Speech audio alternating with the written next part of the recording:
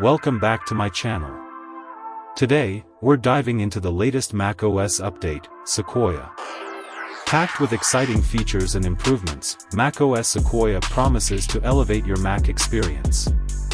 Let's explore what's new and discover some hidden gems along the way. And make sure to stay tuned until the end, where I'll be sharing some key tips to help you optimize performance and get the most out of your Mac. First up, let's talk about some of the standout features of macOS Sequoia. One of the most anticipated additions is iPhone mirroring. With this feature, you can seamlessly mirror your iPhone screen on your Mac. This is perfect for presentations, gaming, or simply managing your apps more efficiently. To mirror your iPhone on your Mac, ensure both devices use the same Apple ID and are running iOS 18 Beta 2 on iPhone and macOS Sequoia Beta 2 on Mac. Earlier versions won't work. Once set, open Launchpad on your Mac and search for iPhone mirroring. Unlock your iPhone when prompted, then select Get Started. You can now access iPhone apps, notifications, and settings directly from your Mac. Note, certain features like the camera, phone calls, control center, and notification center won't be available. However, you can manage recent apps and notifications via your Mac's interface. And that's it. You're now ready to mirror your iPhone on your Mac with ease.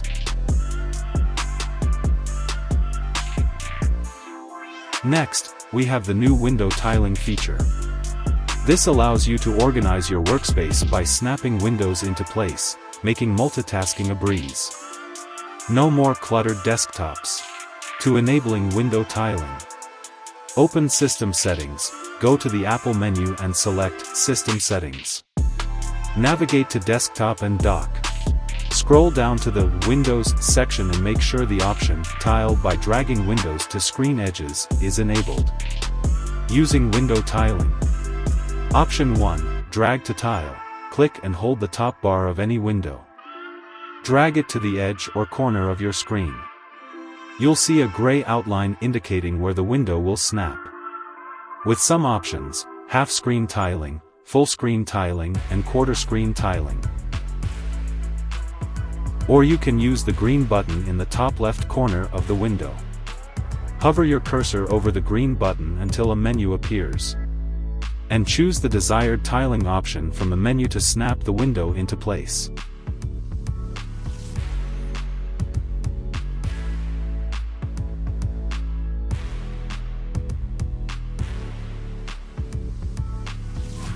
And for all you note-takers out there, the Enhanced Notes app is a game-changer.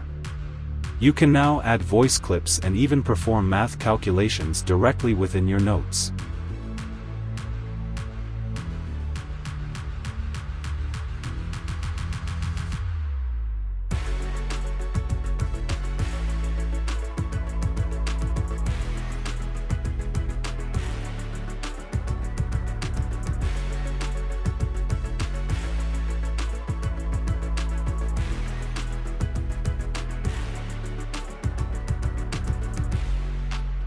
Tips and tricks. Now, let's dive into some tips and tricks to help you get the most out of macOS Sequoia. Turn off visual effects. While macOS Sequoia comes with sleek animations and visual effects, they can consume significant system resources and slow down your Mac, especially on older machines. To improve performance, turn off these effects. Go to System Settings, Desktop and Dock, and drag the magnification slider to the far left. In the same menu, choose the Scale effect under Minimize Windows Using. Then, navigate to System Settings, Accessibility, and under the Display section, enable Reduce Motion and Reduce Transparency. This will give you a smoother and more efficient experience without unnecessary eye candy. Clear out system junk. Over time, your Mac accumulates a lot of junk files. These include temporary files, cache files, settings from uninstalled apps, and even language files for languages you don't use. All this junk takes up space and can lead to slower performance. Tracking them down manually is tedious, but tools like Clean My Mac X make it easy. Just run a system junk scan with Clean My Mac X, and it will find and help you remove these files quickly. You can review what's found before deleting, or simply click Clean to get rid of everything in one go. Clear the clutter. A messy desktop can slow down your Mac significantly because macOS has to refresh every visible icon constantly. If you have a cluttered desktop with lots of files and folders, try using the Stacks feature. Just right-click on your desktop and choose Use Stacks. This neatly organizes files into groups, minimizing the number of icons macOS needs to redraw, which will help speed up your system. Close unused browser tabs. Having too many open browser tabs can hog your system's memory and CPU power. To see just how much, open Activity Monitor from Applications, Utilities, and check the CPU or memory tabs. You'll likely see open tabs taking up significant resources. Close any tabs you don't need or bookmark them for later.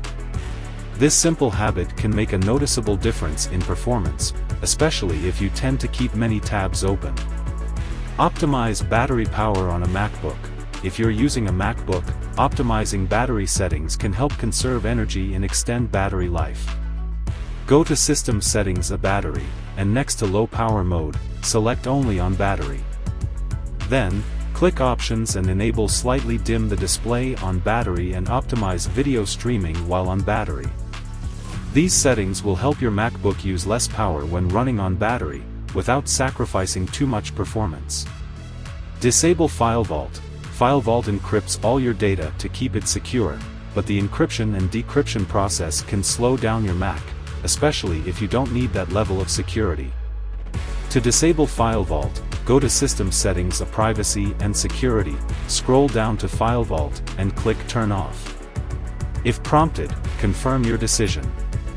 This will stop your Mac from encrypting and decrypting files in the background, freeing up system resources and improving performance.